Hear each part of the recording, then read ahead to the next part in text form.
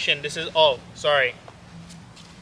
for your information, this is all like I'm doing in one go, kind of. So, being authentic. But this is episode 4 of Exploring the Nature of Intelligence. And earlier I talked about how often our brains prioritize efficiency over accuracy, and things of that nature. And so I want to expand a little bit more about that because I think people may have questions about it. There you see I'm doing that meta representational stuff that I was doing last video. Yeah. Okay, let's talk about it, shall we? Why does the brain prioritize efficiency over accuracy? So think about it. The brain is constantly inundated or flooded with information. Sensory inputs, smell, sight, sound, touch, all the time, and in real-time cues, seeing how people are moving, how animals move, how the wind's moving, how things move in general in life, you feel me? Processing all of that simultaneously and equally would be impossible. So what the brain does is that it compresses the data, removing redundancies to only extract the most relevant patterns that stick out. All right? This happens at multiple levels. There's sensory filtering. So, things that you feel repeatedly, it just registers as that one feeling, if that makes sense. And so simplifies it instead of saying, oh, this second I feel 37 degrees and now I feel 36 degrees and I feel 37 degrees again. Instead of just going back and forth, it just registers that it is cold. You feel me? So, and then the next one is cognitive heuristics. Instead of analyzing every possible factor in a decision, it only deals with the most significant ones, and thus your mind uses shortcuts known as common sense to reach conclusions faster.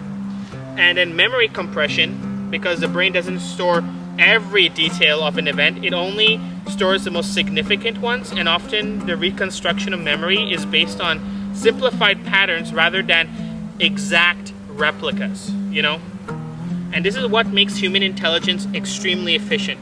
It ignores unnecessary complexity to maximize cognitive speed.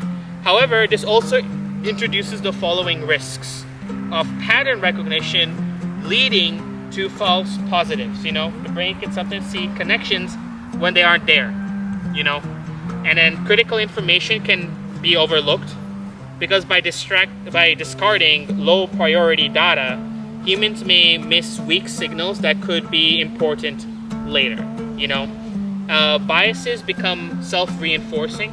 So if the brain prioritizes certain patterns over others, it strengthens those patterns over time, making pre-existing beliefs harder to challenge, Thus, the efficiency of pattern recognition is both a strength and a weakness. It allows for rapid decision making, but can create distorted realities based on what the brain has decided to ignore and to emphasize. And so, we can assume that this pattern recognition is the foundation of intelligence. Because in nature, animals rely on pattern recognitions to detect prey, food sources, and environmental changes. For humans, people use pattern recognitions to navigate social interactions, anticipate risks, and learn from past experiences. And in artificial intelligence, they analyze vast amounts of data to extract patterns that would be too complex for humans to detect manually. They can detect, it'll just be a lot more tedious. So pattern recognition is what makes humans capable of adaptation, learning, and strategy. But it has that limitations that we talked about earlier. And this is very important to recognize that limitation because in geopolitics and in intelligence analysis, where incorrect patterns detections can lead to misguided policies or conflicts or even war in some extreme cases. In economics and finances, where over-reliance on past trends can create a market bubble or crashes. I think we're going to hit an AI bubble crash. Like we did with the dot-com bubble. I wasn't born then for that though, so don't take my word for it. So then that's the paradox of intelligence if you think about it. It works great when things are stable and consistent, but struggles when unpredictability faces. And one's inability to deal with unpredictability is cognitive rigidness. And you're only cognitively flexible if you can deal with uncertainty and paradoxes, you know, because that means you can force code yourself to avoid redundancy. So it's like debugging. Despite how I look, I am not a programmer. I'm just letting you know.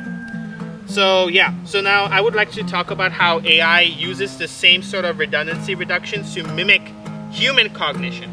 Because what AI does is they compress data, so they simplify complex data sets to improve processing speed.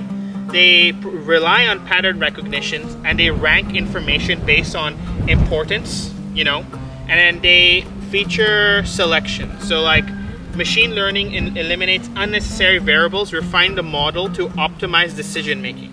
So take in like image processing from AI, right? The system does not analyze every pixel, but rather detects the most relevant shapes and colors. Then it compares patterns to known data sets in its data bank to classify the image. Noise and irrelevant details are ignored to maximize efficiency.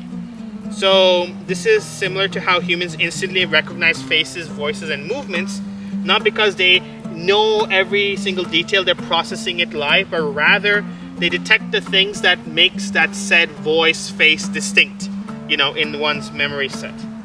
So, but then as a result, AIs have the same flaws that humans do in the way of prioritizing efficiency over accuracy. You know, fast and efficient when it sees something it knows, but struggles with anything that is new, like anything that is not seen. And what's even worse is that it inherits biases from its training data. So if a training data doesn't have images of emperor penguins, for example, it's probably going to think it's a pigeon or something, you feel me? Because it just doesn't know what that animal is, and that's the next closest thing that it knows, for example, you know?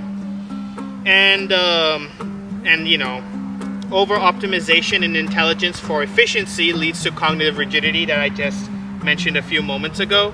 It creates blind spots in decision making, and it allows for exploitation of cognitive shortcuts. And what I mean by exploitation is because this is how governments, corporations, and propagandists manipulate public perception by controlling which patterns are reinforced, which patterns, which ideas, talking points, buzzwords, etc.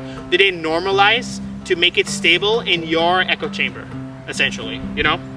So, what does all this mean for pattern-based intelligences such as ourselves, the animals around you, and artificial intelligence? You know, for humans, it means that we need to learn the ability to break the cognitive shortcuts, challenge biases, and embrace unpredictability.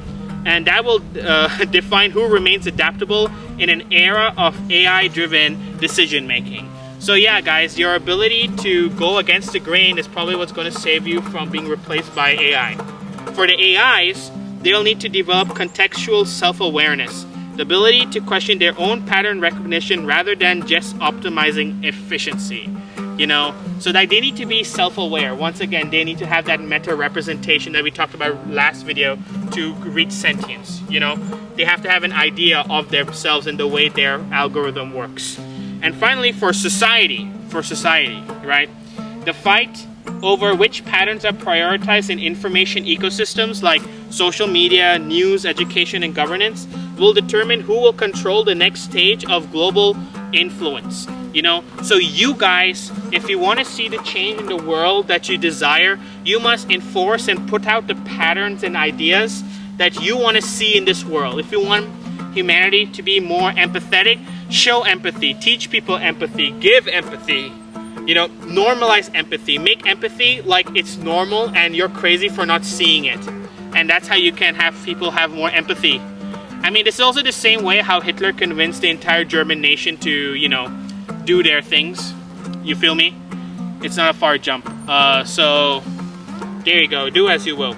And that is all I have to say about pattern recognition being the foundation of intelligence, and recognizing that we are pattern-driven organism can help us better control ourselves and get what we want from life. So yeah, hopefully that was helpful. Let's have a discussion about this down below. If you have any questions, things of that nature, feel free to ask. And yeah, I'll see you soon for the last video.